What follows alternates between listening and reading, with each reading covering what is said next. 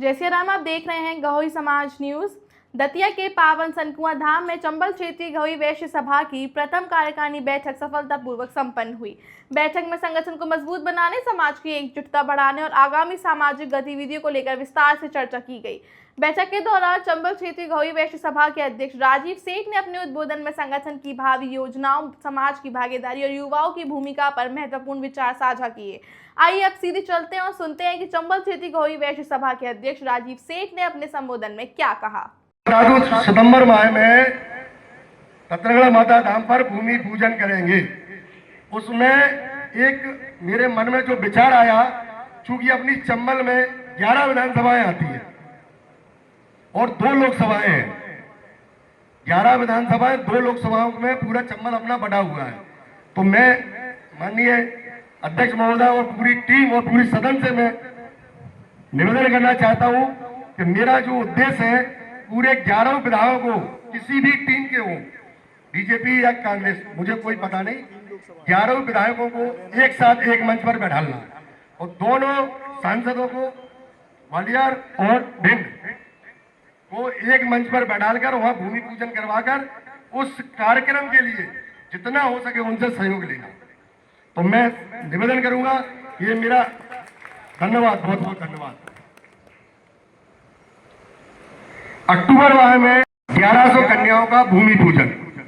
अक्टूबर में लगभग मुझे लगता है कि नवदुर्गा आ जाती है, तो कन्या पूजन चलो कोई क्षमा जा रहा हूँ, कोई अगर गलती निकल गई क्षमा। अक्टूबर माह में नवयुग मंडल, मेला मंडल के साथ मिलकर 1100 कन्याओं का पूजन एक साथ, पूरे चंबल में 1100 कन्याओं का एक साथ एक समय पर अपन जो है पूजन करेंगे नवदुर्गा में। इसके बाद नवंबर माह में माता रतनगढ़ धाम पर अन्नकूट, पूरे चंबल क्षेत्र का अन्नकूट माता रतनगढ़ धाम पर नवंबर माह में चंबल की तरफ से एक साथ सबके सहयोग से अपन वहां करेंगे, जिससे पूरे चंबल के एक एक व्यक्ति माता रतनगढ़ धाम पर आए और अपने भूमि पूजन के बाद वहां कार्यक्रम देखे, वहां कार्य देखे कि शुरुआत हुई या नहीं हुई या कैसे हुई, और जो भी मार्गदर्शन हो वह मार्गदर्शित करें। दिसंबर माह में 2 दिसंबर को अपने गृह क्षेत्र इंद्रगढ़ में चारों विंगों की एक साथ मीटिंग लेंगे। 2 दिसंबर चारों विंगों की एक साथ मीटिंग, और पूरे चंबल क्षेत्र के अध्यक्ष और मंत्री, सबसे निवेदन बार बार करूंगा कि जब भी जो कार्यक्रम हो तो सारे अध्यक्ष और मंत्री आए, जिससे एक्चुअली क्या है, अभी तक जो भी आपके अध्यक्ष और मंत्री बने हैं चंबल में, आपको, मुझे नहीं लगता कि आपको कभी किसी कार्य के लिए पता होगा कि कैसे मीटिंग होती है, क्या ये करती है, क्या इनकी कार्य योजना है और क्या आगे करना है। लेकिन मैं थोड़ा सा अलग हटके हूं। मैं चाहूंगा कि पूरे पंचायत के अध्यक्ष मंत्रियों को मेरे कार्य की एक एक जानकारी होना चाहिए, उन्हें अपने आप में गर्व होना चाहिए कि मैंने ऐसे अध्यक्ष को चुना है जो पूरा कार्य हम सबके समक्ष रखता है। तो मैं निवेदन करूंगा पूरे चंबल के अध्यक्ष मंत्रियों को कि 2 दिसंबर में आपको जो आमंत्रित जाएगा, सब लोग एक साथ आए और उस टीम कार्यक्रम में उपस्थित हो। इसके बाद मैं आपको बता दूं, जैसे अभी लोग वागों ने कहा है कि अपन राजनीति में बहुत पीछे है आदरणीय, तो मैं इस मंच से और सनकुआ धाम के चरणों में खड़े होकर आप लोग से ये वादा करता हूं, पूरे चंबल में चाहे वो पंचायत का चुनाव हो, सरपंच, पंच, पार्षद, अध्यक्ष, विधायक, सांसद, ये चंबल की पूरी टीम की तरफ से अध्यक्ष होने के नाते मैं आपसे वादा करता हूं, जब भी जो राजनीति चुनाव लड़ेगा, 50 लोगों की टीम चंबल अध्यक्ष ले जाके आपके यहाँ पूरा काम चुनाव की वोटिंग कराने के बाद ही वापस लौटेगा। ये मेरा आपसे वचन है। आप लोग आगे आए, राजनीति में सबसे आगे आए और राजनीति में अपना स्थान रखें। धन्यवाद। इसके बाद आदरणीय हमारे जो संचालन जी है वो अपना माइक संभालें। धन्यवाद। मैंने नवयुग मंडल, महिला मंडल और वरिष्ठ का सभी लोगों के सहयोग से जो है गठन किया और उनको जो है आगे बढ़ाया। इसके बाद 29 मार्च 2026 को बड़े भव्यता के साथ माता रतनगढ़ धाम पर एक शपथ ग्रहण समारोह करवाया, जो चारों विंगों का था, जो आप लोगों के सहयोग से बहुत अच्छा भव्यता के साथ संपन्न हुआ। महासभा में सदस्यता अभियान को लेकर जब हमारे माननीय डल्लू भैया जी ने सदस्यता अभियान की बात रखी, जो पहले 500 रुपये फीस थी और डल्लू भैया की टाइम पे 250 थी, तो भाई साहब ने एक लक्ष्य रखा था, आदरणीय राष्ट्रीय अध्यक्ष महोदय, उन्होंने प्रथम कार्यकारिणी बैठक में 100 रुपये फीस रखवी दी थी। उसके बाद मुझे लगता है कि पूरे भारत में आपका चंबल पहले स्थान पे होगा, जो 3000 प्लस फार्म देके शुरुआत की थी। और आज मैं चंबल के तीनों प्रभारियों को मैंने इस मीटिंग में बुलाया है, अभी आपके सामने वो आएंगे और उन्होंने कितने फार्म लेके आए हैं उनका आप सब लोग मिलकर उनका सम्मान करेंगे। इसके बाद सभी क्षेत्रीय सभाओं द्वारा आयोजित कार्यक्रम में शपथ ग्रहण हो या कोई भी कार्यक्रम हो जहां मुझे बुलाया गया, मैं आपकी चंबल की तरफ से उसका प्रतिनिधित्व किया और मैं हमेशा हर कार्यक्रम में पहुंचा। 25 मई 2026 को जो हमारे आदरणीय नवयुग मंडल के अध्यक्ष ने अभी बताया, 25 मई 2026 को मेहना पंचायत के विशेष सहयोग से मैं बार-बार नमन करूंगा मेहना पंचायत को, इतना बड़ा कार्यक्रम उन्होंने शुरुआत वहां से की और एक बार फोन करने के बाद उन्होंने कहा ये कार्यक्रम हम करेंगे, आप सब लोग यहाँ आए। तो 25 मई 2026 को मेहना पंचायत के विशेष सहयोग से सत्र 2025-26 में जितने भी बच्चों ने 10th और 12th में 75 प्लस जो मार्क लेके आए थे, उनका सम्मान की जो बात आई, तो मेहना पंचायत ने मिलके वहाँ जो सम्मान कराया, वो कार्यक्रम वहाँ सफल हुआ, बहुत शानदार कार्यक्रम हुआ। करीब 75 छात्राओं को वहाँ से सम्मानित किया गया। मैं मेहना पंचायत को भी बार बार धन्यवाद दूंगा कि उन्होंने जो ऐसे कार्यक्रम करवाए। नवयुग मंडल के सहयोग से 22 अगस्त 2026 को अभी धीरज कुचिया जी ने बताया, नवयुग मंडल का सहयोग तो सबका लेना पड़ता है, मैं तो नवयुग मंडल का सबसे ज्यादा लेता हूँ। क्यों लेता हूँ? क्योंकि आपको पता है वानर सेना नवयुग मंडल है, काम करने वाले वो है, मैं तो उनके साथ चलता हूँ, इसलिए मैं बार बार नवयुग मंडल का नाम लेता हूँ। तो नवयुग मंडल के सहयोग से जो 22 अगस्त को यात्रा अपन ने निकाली है, जो वरिष्ठ जनों की, उस वरिष्ठ जन यात्रा में 22 अगस्त को अपन जो है उसमें रजिस्ट्रेशन जो रखी थी उसकी फीस मात्र 250 रुपये थी। इसमें रजिस्ट्रेशन भी करीब 15 दिन के अंदर हो गए थे और रजिस्ट्रेशन लगभग 100 फार्म पूरे कंप्लीट हो गए। वो 22 अगस्त को अपन इंदरगढ़ से करीब 4 बजे निकालेंगे, वहां से सीधा अपन ओरछा जाएंगे। ओरछा रामलला महाराज के दर्शन करने के बाद सीधे 22 अगस्त को ही मैयर तक पहुंचेंगे। रात में मैयर में पहुंचने के बाद वहां अपन ने जो धर्मशाला की व्यवस्था रखी है, वहां सब लोग जो है आराम करेंगे, विश्राम करेंगे। उसके बाद सुबह भोजन की व्यवस्था और फिर दर्शन करने के बाद सीधे चित्रकूट 23 अगस्त को चित्रकूट पहुंचने के बाद शाम को भोजन की व्यवस्था। उसके बाद 24 को बढ़िया एक भव्यता का कार्यक्रम अपन ने चित्रकूट में कांतानाथ महाराज के चरणों में रखा है। जिन ने जो सहयोग दिया है वहां उनका सम्मान हमारे माननीय अध्यक्ष जी ने कहा था नवयुग मंडल के, तो मैंने कहा बिल्कुल आप स्वयं करो, कोई दिक्कत नहीं है, मैं आपके साथ हूं। तो ये तीर्थ यात्रा थी। इसके बाद एक बात आती है, मैंने एक मीटिंग में रखा भी था कि अभी सब लोग बता रहे थे कि बच्चों के विवाह को लेके मेरा एक खुद का मानना था और बड़ौनी से आए हमारे अध्यक्ष जी ने बताया भी है कि मैंने बड़ौनी में कलेक्ट कर रखी है। मेरा एक निवेदन था सब लोगों से, इसमें एक कमेटी बना के अपन पूरे चंबल के एक एक घर से बेटा और बेटियों के बायोडाटा इकट्ठा करें। उसका उद्देश्य मेरा ये था कि अभी जैसे बड़े लोग तो अपना बायोडाटा बच्चों का किताब में दे देते हैं, जो एक अपनी एकमात्र किताब है गोई बंधु, उसमें 3000, 5000, 7000 जो भी है उसमें दे देते हैं। गरीब बच्चों के बायोडाटा उसमें नहीं पहुंच पाते।